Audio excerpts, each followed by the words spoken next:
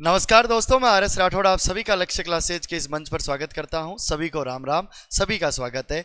PTI भर्ती परीक्षा की तैयारी कर रहे विद्यार्थियों के मन में एक ही उहापोह है कि सर क्या जितने कैलेंडर के अंदर पद बताए गए हैं उतने ही पदों पर भर्ती होने वाली है या और भी पद आने वाले हैं। भर्ती परीक्षा का आयोजन कब होने वाला है, कब होने वाला है एग्जाम, तो इसको लेकर के आज के इस सेशन में हम देखने वाले हैं। तो आइए जुड़ जाइए लक्ष्य के साथ। हम बात करें नोटिफिकेशन की तो देखिएगा कैलेंडर के अंदर बता रखा है कि सितंबर महीने के अंदर आरएसएसबी के द्वारा एग्जाम कंडक्ट करवाया जाएगा पीटीआई का।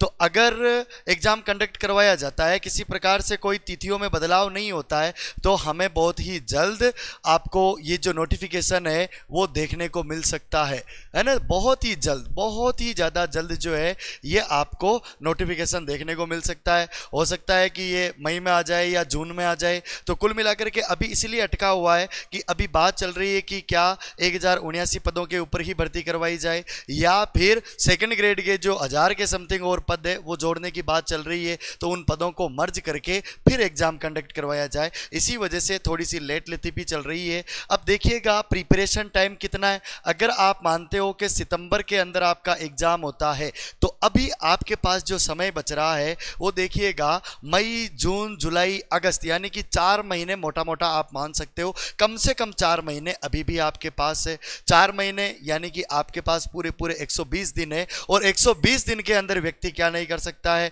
अगर वो जी जान से लग जाए, अपनी तैयारी में जुट जाए, तो वो भाई साहब निश्चित रूप से सफलता हासिल कर सकता है। तो बहुत ही जल्द आपके इस परीक्षा से संबंधित जो सूचना है वो आरएसएसबी के द्वारा आने वाली है। अब देखिए 1079 पद, ये जो पद है आपके पीटीआई थर्ड ग्रेड के, इन पदों के बारे में तो हम सबको पता ही है। और 1000 पद के समथिंग जो आपके सेकंड ग्रेड के और पद है ना, सेकंड ग्रेड के पदों को लेकर के अभी असमंजस है कि क्या सेकंड ग्रेड की भर्ती को भी इसके साथ कंबाइंड करके, सम्मिलित करके, जॉइंट करके निकाला जाएगा। तो इसको लेकर के अभी मामला जो है थोड़ा सा पेचीदा है। लेकिन फिर भी आप यूं मान के चले कि कम से कम आपके पास 1079 पद तो है ना।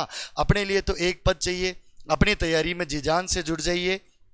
अब हम बात करते हैं कि कौन दे सकता है पीटीआई का एग्जाम। देखो मूल शिक्षा में हम बात करें ना तो जो थर्ड ग्रेड पीटीआई है ना, थर्ड ग्रेड के लिए तो उसके पास क्या होनी चाहिए, 12वीं होनी चाहिए। और जो सेकंड ग्रेड पीटीआई है, सेकंड ग्रेड के लिए उसके पास क्या होना चाहिए, तो सेकंड ग्रेड के लिए जो है उसके पास जो है स्नातक होनी चाहिए। क्या होनी चाहिए भाई, स्नातक होनी चाहिए, वो बैचलर होना चाहिए। तो बैचलर होना चाहिए। और थर्ड ग्रेड पीटीआई के लिए 12वीं पास होना चाहिए और उसके पास प्रोफेशनल डिग्री होनी चाहिए। प्रोफेशनल डिग्री में अपन बात करें जैसे बीपीएड होनी चाहिए या फिर उसके पास जो है डीपीएड होनी चाहिए। तो बीपीएड या डीपीएड जैसी उसके पास प्रोफेशनल डिग्री होनी चाहिए, तभी वो एलिजिबल है। हर कोई 12वीं पास या हर कोई बैचलर बॉय, इसमें बैचलर स्टूडेंट जो है इसमें पार्टिसिपेट नहीं कर सकता। अगर आपके पास 12वीं या बीए के बाद जो है बीपीएड या डीपीएड की डिग्री है तो ही आप पीटीआई का एग्जाम दे सकते हो, अन्यथा आप इसके लिए एलिजिबल नहीं हो। ठीक है। और आयु सीमा हम बात करें थर्ड ग्रेड पीटीआई के लिए और सबके लिए जो है 18 से 40 वर्ष है। अब 40 वर्ष की उम्र तक भी आप परीक्षा दे सकते हो और सफलता हासिल कर सकते हो। तो याद रखिएगा आपके पास बीपीएड या डीपीएड की डिग्री होनी चाहिए और थर्ड ग्रेड के लिए आप 12वीं पास होने चाहिए। और अगर आप सेकंड ग्रेड की तैयारी कर रहे हैं तो स्नातक होने चाहिए। अभी तो सेकंड ग्रेड के लिए पद है ही नहीं है तो इसके बारे में तो अपन बात क्या ही करें। तो आपके पास 12वीं प्लस बीपीएड या डीपीएड में से कोई एक डिग्री होनी चाहिए। फिर बात करेंगे अपन इसके अंदर सिलेबस क्या रहता है, क्या एग्जाम पैटर्न है। तो एग्जाम पैटर्न की अपन बात करें तो टोटल 2 पेपर होते हैं। पेपर 1 जो होता है वो जीके पेपर होता है। इसमें राजस्थान का भूगोल, इतिहास, कला संस्कृति, सामान्य ज्ञान, शैक्षिक मनोविज्ञान और करंट अफेयर्स पूछा जाता रहता है। तो इसके लिए आप Rajasthan, history, culture, geography, polity और शैक्षिक मनोविज्ञान तथा करंट अफेयर्स के ऊपर विशेष फोकस करें। ये आपके हाई वेटेज वाले सब्जेक्ट है तो इनको आप अच्छे से तैयार करें। टोटल 100 प्रश्न आते हैं और 200 नंबर का ये पेपर रहता है। फिर पेपर सेकंड की हम बात करें तो ये आपका सब्जेक्ट होता है, ये स्वास्थ्य एवं शारीरिक शिक्षा से रिलेटेड चीज़ें इसके अंदर पूछी जाती है।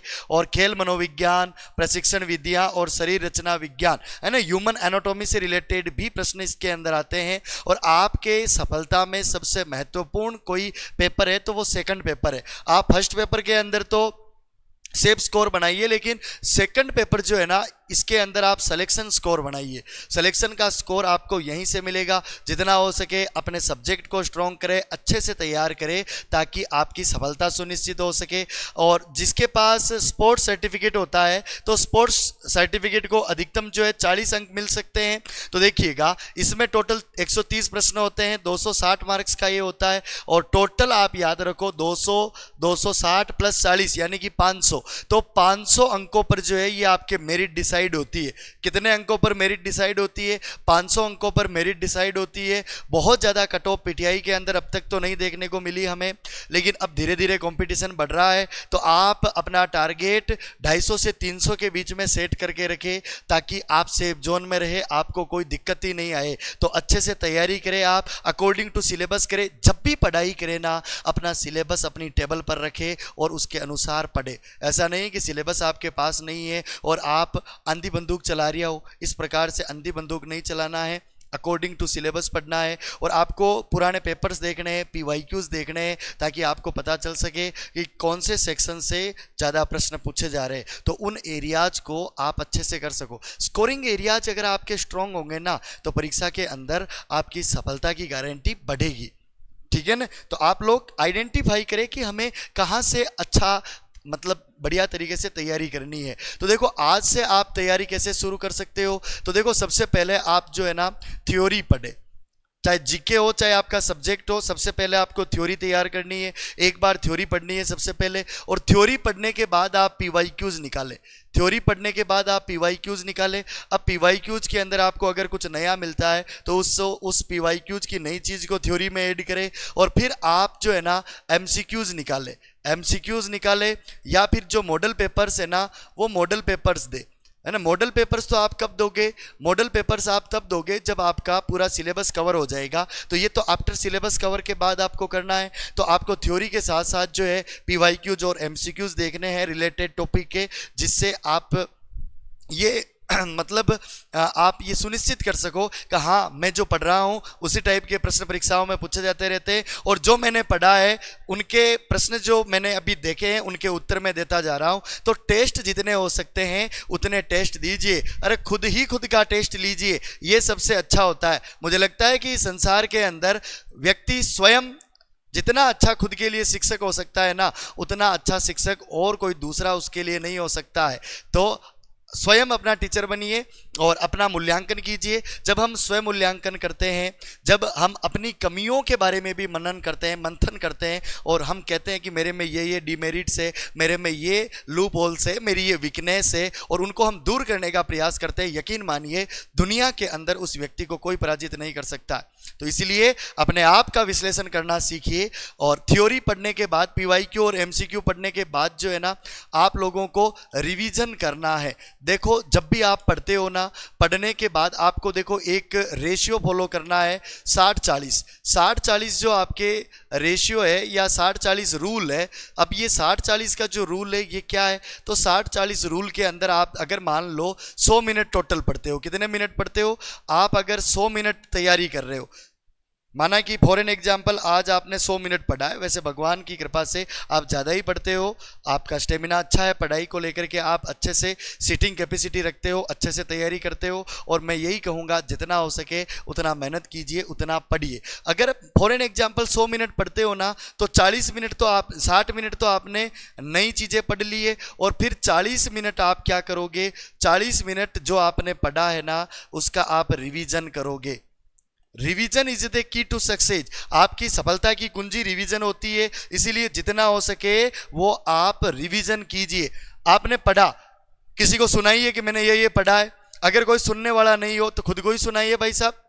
अपनी बात खुद को तो सुना ही सकते हो ना। और खुद की बात को नहीं सुनोगे, खुद के विचारों को नहीं जानोगे, तो भाई साहब कैसे काम चलेगा। स्वामी दयानंद सरस्वती भी कहते हैं, बड़े बड़े विद्वान कहते हैं, तो उन विद्वानों की वो गोल्डन स्टेटमेंट्स मुझे याद आती रहती है कि एक व्यक्ति दुनिया के लोगों से बातें करने के चक्कर में इस संसार के सबसे महत्वपूर्ण व्यक्ति से बात करना ही भूल जाता है, उसको इग्नोर कर लेता है। और वो संसार का सबसे महत्वपूर्ण व्यक्ति स्वयं खुद है। वो तो इस दुनिया में आपसे ज्यादा महत्वपूर्ण और कौन हो सकता है। तो अपना रिवीजन खुद कीजिए भाई साहब। अपनी लड़ाई है, कब तक दूसरों के सहारे हम लड़ेंगे और इसको जीतेंगे। अपनी लड़ाई को खुद ही लड़ना है और खुद ही जीतना है। तो आप जितना हो सके सेल्फ रिवीजन कीजिए। सेल्फ रिवीजन के अंदर यूं दर्पण में, कांच में भी आप चेहरा देख सकते हो अपना, और अपने को खुद को ही पूछो और खुद को ही जवाब दो। इससे आपको नींद भी नहीं आएगी। ऐसे कांच में चेहरा देखते रहते हो आप, है ना, तो यूं लगता है कि अरे हाँ मैं कितना खूबसूरत लग रहा हूं। और वास्तव में हम जब खुश होते हैं ना, खुशी के साथ पढ़ते हैं, तो हैप्पीनेस जो होती है ना,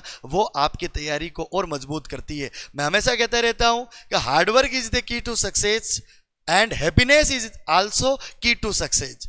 हैप्पीनेस जो होती है ना, वो भी आपकी सफलता की कुंजी होती है। तो आप अच्छे से तैयारी करें, और ये जो 60-40 वाला जो रूल है ना, इसको फॉलो करें। और आप पूरे दिन पढ़े, टाइम टेबल बनाए, टाइम मैनेजमेंट का पूरा ध्यान रखें, और फिर शाम को जब सो आप, तो एक बार पूरे दिन में जितना भी आपने पढ़ा उसका रिवीजन करें, और मन ही मन उसका मनन करे, चिंतन करे, और उसके बाद सोए। देखना आपको मजा आने लग जाएगा, आपकी तैयारी बहुत अच्छी डायरेक्शन में जाएगी। पीटीआई भर्ती परीक्षा की तैयारी कर रहे विद्यार्थियों के लिए लक्ष्य क्लासेस 6666 प्रैक्टिस सेट लॉन्च कर चुका है जीके का, और इसके अंदर बहुत ही शानदार और बेहतरीन आरपीएससी और आरएसएसबी के नए परीक्षा पैटर्न पर आधारित प्रश्नों का समावेश किया गया है। तो इसमें आपको न्यू ट्रेंड के प्रश्न देखने को मिलेंगे। वन लाइनर अब जमाना गया है भाई साहब, तो आपको यहाँ स्टेटमेंट वाले प्रश्न और कथन कारण वाले खूब सारे प्रश्न देखने को मिलेंगे। और ये बुक मिलेगी आपको मात्र 299 रुपये में। तो आज ही आप लक्ष्य क्लासेज के मोबाइल ऐप से ये बुक खरीद सकते हो। आपके फ्री होम डिलीवरी होगी। याद रखें, होम डिलीवरी का कोई चार्ज नहीं होगा। तो ये किताब आपकी सफलता में सहायक सिद्ध होगी। बहुत बहुत धन्यवाद। उम्मीद है आप लोग अच्छे से तैयारी करोगे और कोई भी कमी नहीं रखोगे।